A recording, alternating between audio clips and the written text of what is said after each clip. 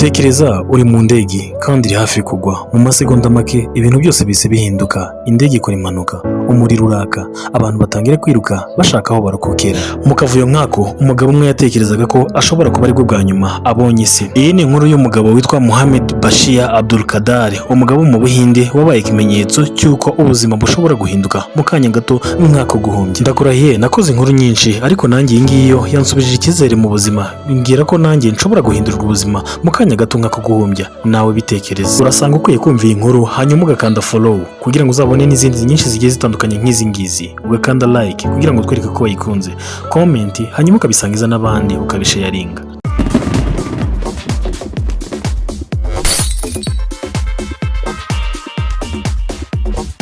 Mohamed Bashir yavukiye muri leta ya Kerala mu Buhinde. Nk'abandi benshi baturuka muri ako gace, yagiye gushaka imibereho myiza muri Leta Zunze Ubumwe z'Abarabu. Yamaze imyaka irenga 20 akorera i Dubai.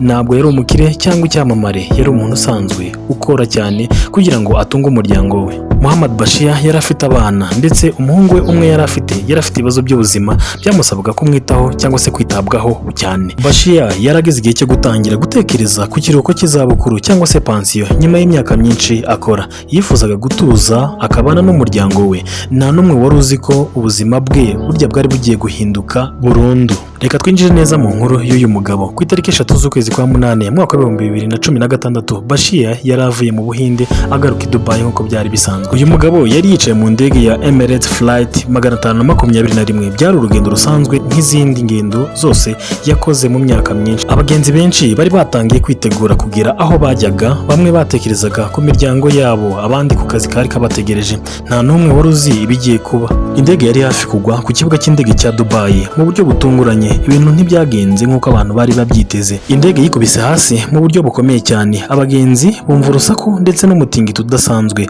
Abantu bamwe batangiye gusakuza cyane. Mu kanya gato indege yahise ifatwa n'inkongi y'umuriro. Umwotsi watangiye kuzamuka ndetse wuzura ahantu hose, yaba mu ndege ndetse no hanze yayo. Iyi yari iminota y'ubwoba bwinshi cyane. Abantu bumvaga ko begereye urupfu cyane. Muri iyo minota mike nta muntu n'umwe wari uzi ko aza kongera kubona umuryango we. Bashir yavuze ko kimwe n'abandi bagenzi ngo icyari mu mitwe yabo kwari gusohoka vuba muri iyo ndege. Abagenzi bahise batangira gusohoka banyuze mu nzira z'ubutabazi, ni ukuvuga izashobokaga zose. Bamwe barirukankaga, abandi barariraga, abandi basenga. Mu gihe gito cyane abantu bose bageragezaga kimwe gusa, kurokoka. Gusa by'amahirwe kimwe n'abandi, Bashir nawe yashoboye gusohoka mbere y'uko umuriro ufata indege yose. Nyuma y'iminota mike gusa indege yahise ifatwa n'inkongi y'umuriro maze irashya irakongoka. Bahagaze ku ruhande bayireberera.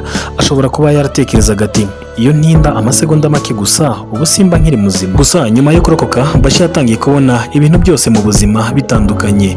Ibintu byinshi abantu bafata nk'ibisanzwe byahise bihinduka iby'agaciro gakomeye kuri we. Kubyuka mu gitondo, kuvugisha umuryango, guhumeka, kugenda, byose byahindutse impano ikomeye kuri we.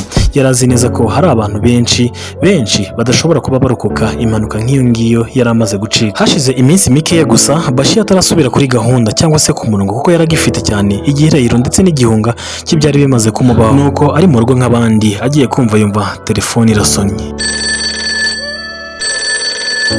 Yitabye mu by'ukuri atazi ibyari bigiye gukurikiraho. Wari uhamagaye yamubwiye amagambo atunguranye cyane. Yaramubwiye ati, "Hello, it's you Bashir.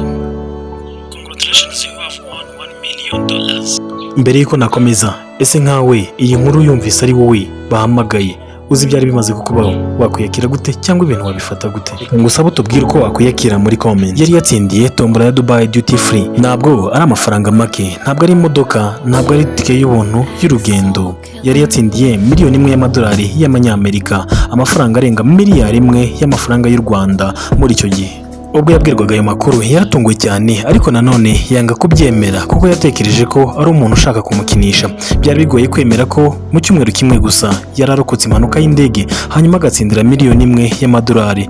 ariko nyuma yo gukora igenzura ryose yaje kumenya ko ari ukuri. Aha niho yatangiye kumva ko ubuzima bwe burya bwahindutse burundu. Nk'umuntu wese urokotse urupfu arebana narwo, Bashir nawe yashimye Imana, abona ko mu by'ukuri ko Imana yamurokoye hari icyo yari igambiriye kuri we. Bashir yavuze ko ayo mafaranga atari ayo kwinezeza gusa, yashakaga gufasha umuryango we, yashakaga kwita ku mwana we wari ufite ubumuga, yashakaga no gufasha bamwe mu baturage batishoboye muri Karela aho yakomokaga. Kuri we ayo mafaranga yari impano y'Imana yaje nyuma y'uko yari avuye mu rupfu, maze agahabwa impano iruta ibindi byose, ubuzima.